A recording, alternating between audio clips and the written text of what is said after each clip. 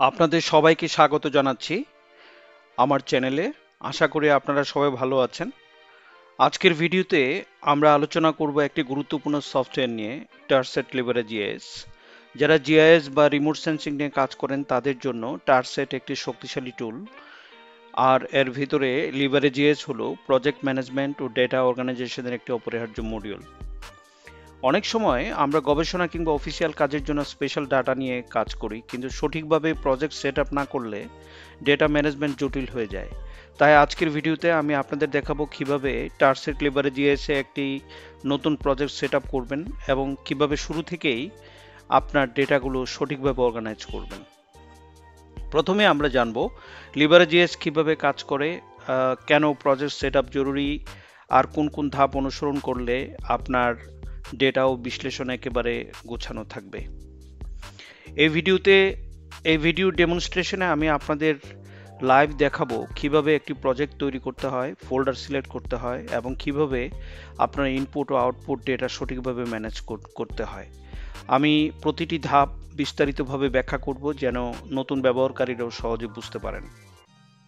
তো চলুন শুরু করা যাক আমাদের আজকের টিউটোরিয়াল টারসেট লিভারে জিএস প্রজেক্ট সেটআপ।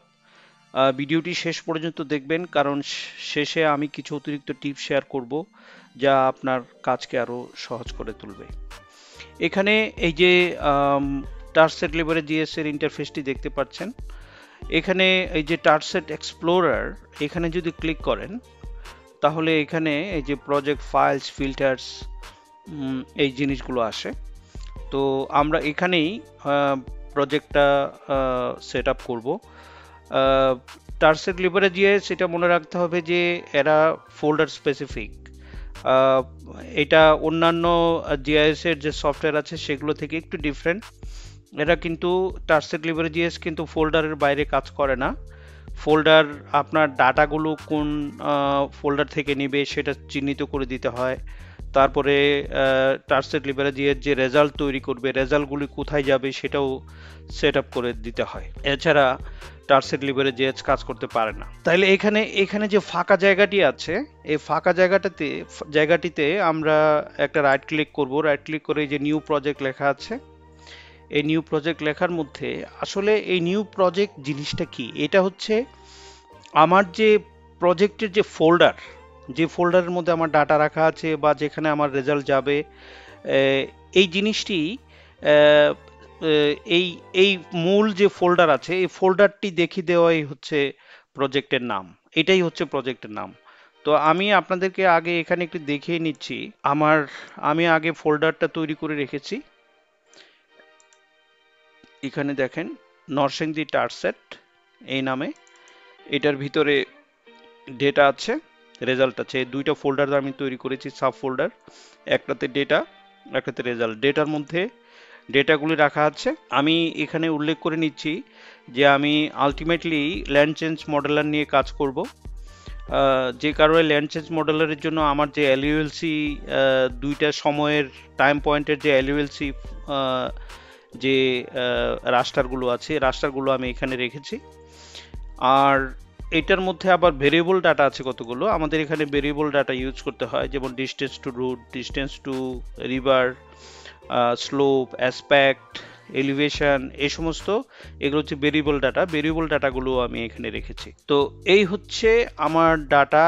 এবার আমি যখন এখানে নিউ প্রজেক্টে ক্লিক করব, ক্লিক করে এখানে দিস পিসি থেকে আমি এফে যাব।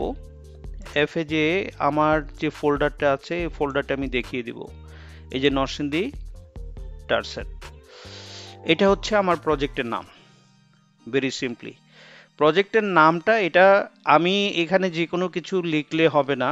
এটা হচ্ছে আমার ফোল্ডার, আসলে মূল ফোল্ডার। আমার প্রজেক্টের মূল ফোল্ডারটাই হচ্ছে প্রজেক্টের নাম। এখানে যদি আমি ওকে দেই তাহলে এটা সেট আপ হয়ে যাবে। আপনারা ইচ্ছা করলে এখানে নতুন করে ফোল্ডার তৈরি করে নিতে পারেন, মেক নিউ ফোল্ডার, কে যদি ইচ্ছা করেন, কিন্তু আমি আগে থেকে এটা তৈরি করে রেখেছি যাতে আমার কাজের সুবিধা হয়। এবার আমি ওকে দিলাম। এই যে নরসিংদী টারসেট হয়ে গেছে। এখানে যদি আমি ফাইলসে ক্লিক করি, এখানে কোনো ফাইল এখানে দেখা যাচ্ছে না, কোনো ফাইল নেই। ফিল্টার আছে কিন্তু কোনো ফাইল এখানে নাই, কারণ ফাইল আমি এখনো দেখাই নাই। এবার এডিটরে আসি। এখানে আমার যে ওয়ার্কিং ফোল্ডারটি হচ্ছে আসলে রেজাল্টের ফোল্ডার। আমি আমার টারসেট লিভারেজিয়াস যেখানে রেজাল্টটা শো করবে ওই ফোল্ডারটার নাম হচ্ছে ওয়ার্কিং ফোল্ডার। তাহলে আমি ওয়ার্কিং ফোল্ডারটাকে সেট করে দিই। এখানে আমার নরসিংদী আমার ওয়ার্কিং ফোল্ডার, এই যে এই রেজাল্টের মধ্যে আমি ওকে করে দিলাম। তাহলে এখানে ওয়ার্কিং ফোল্ডারটা চলে গেল। তাহলে এবার রিসোর্স ফোল্ডারটা কোথায়? যেখানে আমার ডাটা থাকবে এইটা এখান থেকে নিতে হবে। এই যে এখানে দেখেন নিচের দিকে কর্নারে নিউ ফোল্ডার লেখা আছে, এখানে নিউ ফোল্ডার ক্লিক করলাম। এই জায়গায় আমি এখান থেকে আমার যে ডাটা ফোল্ডারটি আছে ডাটা ফোল্ডারটি আমাকে দেখিয়ে দিতে হবে। এই যে ডাটা, এই ডাটাটা ক্লিক করে দেখিয়ে দিতে হবে। ডাটা দিলে এটার ভিতরে ভেরিয়েবল ডাটাগুলিও চলে আসবে, অসুবিধা নেই। তাহলে এখানে ওকে করলাম। Add subfolders to project 2, মানে এটার ভিতরে যে সাব ফোল্ডার আছে এটার ভিতরেও কি এটাকে ইনক্লুড করতে চাই কিনা? অবশ্যই yes. Save the changes made to, okay, আমরা এখানে ইয়েস দিলাম। তাহলে আমার কিন্তু এখানে প্রজেক্টটা তৈরি হয়ে গেল। এতটুক পর্যন্তই আসলে আমি দেখাতে চেয়েছিলাম আজকে আপনাদেরকে প্রজেক্ট কিভাবে সেট আপ করতে হয়। এইভাবে যদি আমরা প্রজেক্টটা সেট আপ না করতে পারি তাহলে পরবর্তীতে আমরা কাজ করতে পারবো না। আমরা নেক্সট ভিডিওগুলোতে ল্যান্ড চেঞ্জ মডেলার অর্থাৎ এলইউএলসি কীভাবে প্রেডিক্ট করতে হয় এইটি নিয়ে আমি কাজ করব।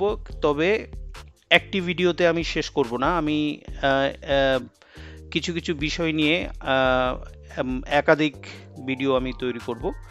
আমি আশা করব আপনারা সবগুলো ভিডিও দেখবেন এবং বোঝার চেষ্টা করবেন। তো আমার এই সংক্ষিপ্ত ভিডিও এতটুক পর্যন্তই। যদি আপনাদের এই ভিডিওটি ভালো লেগে থাকে তাহলে আমার চ্যানেলটি সাবস্ক্রাইব করুন, লাইক করুন, শেয়ার করুন এবং